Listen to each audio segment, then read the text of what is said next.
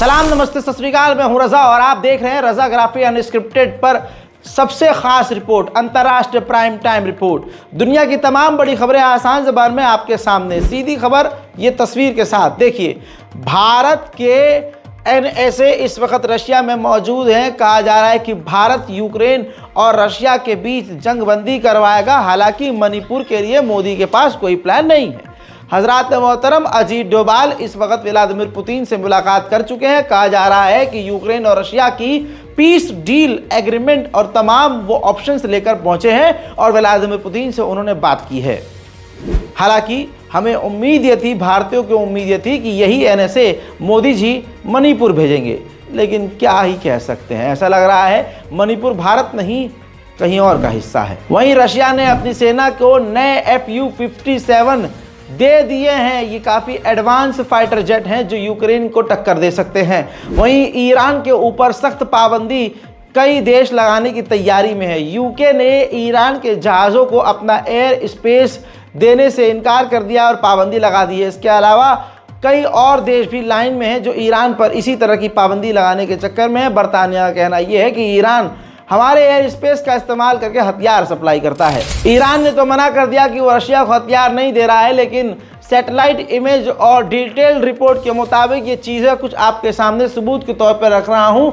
समुद्री रास्ते के जरिए से ईरान से रशिया पहुंचे थे हथियार भरे टैंकर। वहीं रूस के विदेश मंत्री सर्गेई लावरोव ने कहा है कि यूक्रेन जो है रेजिडेंटल इलाकों पर और बिल्डिंगों पर रशिया के अंदर हमला कर रहा है और नेटो इसकी जानकारी और टारगेट करने वाली बिल्डिंगों को बता रहा है यूक्रेन को कि आप यहां हमला करो। वहीं मेरे दोस्तों सीधा दिखाऊंगा दूसरी तस्वीर। पैसिफिक ओशियन में आप देख सकते हैं रूस ने अपना परमाणु विमान उड़ाकर यूरोप के देशों को डराने की कोशिश की है। वहीं बरतानिया ने रशिया को झटका देते हुए यूक्रेन को अलाउ कर दिया है कि हमारी लॉन्ग रेंज की मिसाइल और हथियार आप रूस के अंदर इस्तेमाल कर सकते हैं। वहीं मेरे दोस्तों ये खतरनाक तस्वीर देखिए। रशिया के S-4 एयर डिफेंस सिस्टम को अगस्त के महीने में यूक्रेन ने तबाह किया था। रशिया ने साफ इनकार किया था, झुटलाया था कि ऐसा नहीं हुआ है। तो अब जाकर यूक्रेन ने रूस के S-400 एयर डिफेंस सिस्टम को तबाह करने वाला वीडियो जारी कर दिया है। वहीं मेरे दोस्तों रशिया को अपने ही इलाके में बड़ी कामयाबी मिली है। यूक्रेन ने रूस के इलाके पर कब्जा किया हुआ है। उसी कुर्स्क के 10 क्षेत्रों को रशिया ने आज़ाद करवा लिया है। अब उधर मेरे दोस्तों यूक्रेन के राष्ट्रपति ज़ेलेंस्की ने कहा है कि रूस ने काउंटर ऑफेंसिव हमला कुर्स्क के इलाके में शुरू कर दिया है और हम और वो दोनों ही पूरी प्लानिंग से कर रहे हैं। Mi-8 रूस का आप देख सकते हैं जला हुआ है, टूटा हुआ है, तबाह हो चुका है। ये हमला नहीं किया है किसी ने। रशिया के अंदर रूस के ही 14 से 15 साल के छोटे छोटे बच्चों ने खेल कूद के ही दौरान गलती से एक्सीडेंटली इस Mi-8 अटैक हेलीकॉप्टर में आग लगा दी, जिसके बाद ये पूरा का पूरा हेलीकॉप्टर बर्बाद हो गया। हालांकि कहा जा रहा है कि रूस की मिलिट्री ने उन बच्चों को गिरफ्तार कर लिया है। मेरे दोस्तों खबर यह है कि जर्मनी रशिया से अपने आप को कभी नहीं बचा सकता, क्योंकि जर्मनी की पावर जो 2004 में थी अब वो वाली पावर है ही नहीं। और पूरी तरह से मजबूत होने के लिए अब जर्मनी को 100 साल लगेंगे, जिसके बाद ही वो रशिया से कभी सामना कर पाएगा। वहीं रशिया के डिफेंस मिनिस्टर ने कहा है कि अमेरिका ने फ्रांस को धमकाया है, इसी वजह से फ्रांस पीछे हट गया है, वरना फ्रांस हमें हेलीकॉप्टर कैरियर देने वाला था, यानी जिस फ्रांस ने अब देने से इनकार कर दिया है। वहीं रूस की नेवी अपने खतरनाक युद्धपोत के जरिए समुद्र में ड्रिल यानी जंगी तैयारी कर रही है।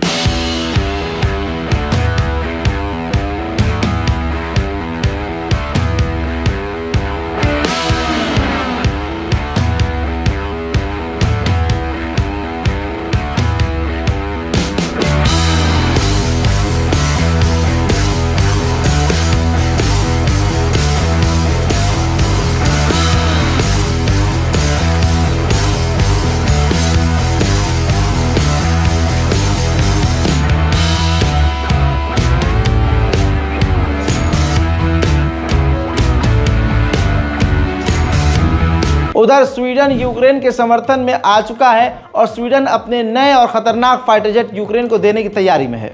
वहीं मेरे दोस्तों, ये रूस की राजधानी मॉस्को है और मॉस्को पे आप देख सकते हैं रेसिडेंटल इलाकों और बिल्डिंगों पर यूक्रेन ने बड़े हमले किए हैं, जिसकी वजह से रूस के लोग डरे और सहमे हुए हैं। उधर पोलैंड के डिफेंस मिनिस्टर ने कहा है कि नेटो के देश रूस के ड्रोन को रोकें जो कि नेटो के देशों में घुसपैठ कर रहे हैं। वहीं मेरे दोस्तों, तुर्की के राष्ट्रपति रजब तैयब एर्दोगान ने यूक्रेन का साथ देते हुए रशिया को झटका दे दिया और कह दिया कि क्रीमिया यूक्रेन का इलाका है, यूक्रेन को वापस कर देना चाहिए। वहीं तुर्की और रशिया मिलकर तुर्की के अंदर न्यूक्लियर पावर प्लांट बना रहे हैं। एग्रीमेंट जर्मनी से था कि जर्मनी हार्डवेयर देगा, लेकिन जर्मनी ने अब हार्डवेयर देने से इनकार कर दिया, तो अब उस पावर प्लांट के लिए तुर्की और रशिया हार्डवेयर चाइना से लेंगे। उधर अमेरिका के विदेश मंत्री एंटोनी ब्लिंकन ने $717 मिलियन यूक्रेन की मदद के लिए ऐलान कर दिए हैं। उधर अमेरिका के विदेश मंत्री ब्लिंकन ने इशारा किया है कि हमने अपनी लॉन्ग रेंज की मिसाइलें यूक्रेन को रूस के अंदर इस्तेमाल करने की परमिशन नहीं दी है, लेकिन अभी हम सोच रहे हैं कि यह पाबंदी यूक्रेन से हटा लें और अपने तमाम बड़े हथियारों का इस्तेमाल रूस के अंदर होने दें। उधर यूक्रेन के ड्रोन हमले से रशिया के मिलिट्री पावर प्लांट में खतरनाक आग लग गई है। देखिए,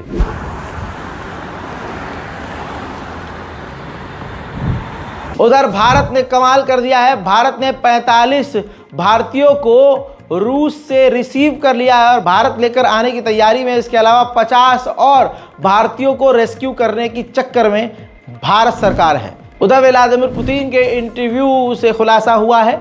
किसी पत्रकार ने पूछा कि नेटो ने यूक्रेन को अपनी लॉन्ग रेंज की मिसाइलें आपके खिलाफ इस्तेमाल करने की परमिशन दे दी है। इस पर व्लादिमीर पुतिन ने कहा कि ये साबित हो गया है और यही सबूत है कि यूक्रेन हमसे नहीं लड़ रहा है, बल्कि पूरा यूरोप हमसे लड़ रहा है। हजरात मोहतरम, साइप्रस, आधे साइप्रस पर तुर्की का कब्जा है। उसी साइप्रस ने अमेरिका से डिफेंस की हथियारों की डील कर ली है, जिससे तुर्की, अमेरिका और साइप्रस पर बुरी तरह से भड़क गया है। हज़रात मोहतरम, चाइना ने नया फुजियान एयरक्राफ्ट करियर बनाया है, जिसकी एक्सक्लूसिव तस्वीर मैं आपको दिखा रहा हूं। ये फुजियान एयरक्राफ्ट करियर जो हेलीकॉप्टर, फाइटर जेट और ड्रोन अपने ऊपर लैंड करवा सकता है और टेक ऑफ भी हो सकता है। ये काफ़ी बड़ा एयरक्राफ्ट करियर है जो कि भारत के लिए सबसे बड़ा खतरा है। अमेरिका की जिस नेवी बटालियन ने ओसामा बिन लादेन को कत्ल किया था, अमेरिका ने उसी बटालियन को ताइवान को बचाने के लिए चीन से ट्रेन कर दिया है और आदेश दे दिया है। उधर मेरे दोस्तों, अमेरिका की पार्लियामेंट ने $1.6 बिलियन अप्रूव कर दिया है कि पूरी दुनिया में चीन के खिलाफ ये पैसा खर्च करके चीन के खिलाफ प्रोपेगेंडा फैलाया जाएगा। पूर्व CIA के एक अधिकारी को अमेरिका ने 10 साल की सजा सुनाई है, क्योंकि इल्जाम ये साबित हुआ है कि CIA का वो अधिकारी चाइना के लिए जासूसी कर रहा था। वहीं में दोस्तों, UAE चीन से BRI में शामिल होने की बातचीत कर रहा है, यानी चीन के करीब UAE आना चाहता है। उधर सऊदी अरब में आप देखिए भौकाल है चाइना का। चाइना के प्रधानमंत्री ने सऊदी अरब के प्रधानमंत्री क्राउन प्रिंस मोहम्मद बिन सलमान से मुलाकात की है और दोनों देशों ने कई अहम मुद्दों पर एग्रीमेंट किए हैं। मेरे दोस्तों, 12 साल बाद सीरिया की राजधानी दमिश्क के अंदर सऊदी अरब ने अपनी एम्बेसी खोल दी है और 12 साल बाद अपने एम्बेसडर को सीरिया में तैनात कर दिया है। अमेरिका का बहुत पुराना टैंक है, बहुत पुराना। तस्वीर देखिए, उस टैंक को ईरान ने अपग्रेड करके बॉर्डर पर तैनात कर दिया है। पाकिस्तान और ईरान के बॉर्डर पर खतरनाक गोलीबारी हुई है, जिसमें ईरान के 3 पुलिस अफसर मारे गए हैं। उधर तालिबान ने भी पाकिस्तान के बॉर्डर के बेहद करीब कई मिलिट्री पोस्ट बनाकर पाकिस्तान की आर्मी को चुनौती दी है। पाकिस्तान और अफगानिस्तान के बीच हालात खराब हैं। हजरात मोहतरम, IMF ने पाकिस्तान को कहा था कि हम आपको लोन देंगे। ऐसे में IMF फिर से पलट गया है। IMF दोबारा सोच रहा है कि पाकिस्तान को लोन देना चाहिए कि नहीं।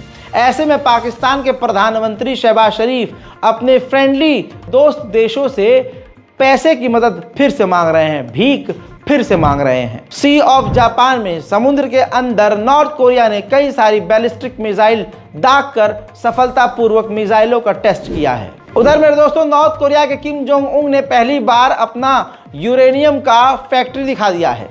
फैक्ट्री दिखाने के बाद उन्होंने कहा है, तस्वीर जारी करने के बाद, दुनिया को दिखाने के बाद कि हम अपना परमाणु बम खुद बनाएंगे।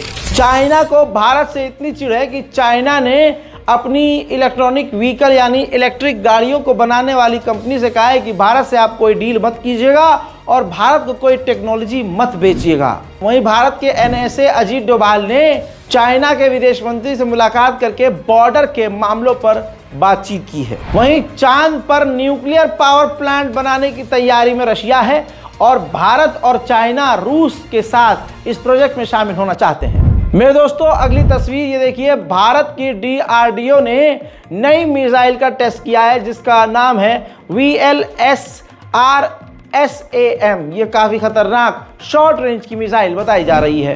भारत के अडानी के बाद रशिया ने भी बांग्लादेश से कह दिया है कि अपने जो आपको $630 मिलियन जो कर्जा दिया था उसको आप चुका दीजिए। उधर कंगला बांग्लादेश जो पूरी तरह कंगाल हो चुका है, IMF से, वर्ल्ड बैंक से लगभग $5 बिलियन उधार लेने की फिराक में है। अफगानिस्तान में ISIS ने एक बार फिर से हमला किया जिसमें 15 अफगानी नागरिक मारे गए हैं। अंतर्राष्ट्रीय प्राइम टाइम रिपोर्ट में आज और अभी के लिए इतना ही। आप देख रहे थे रजाग्राफी अनस्क्रिप्टेड। हमारे इस चैनल को सब्सक्राइब कीजिए और हमारे दूसरे चैनल रजाग्राफी मेन चैनल पर जाइए ताकि आपको नेशनल प्राइम टाइम मिस न करनी पड़े। मेरे दोस्तों, अपनी राय कमेंट में जरूर लिखिएगा। तब तक के लिए जय हिंद।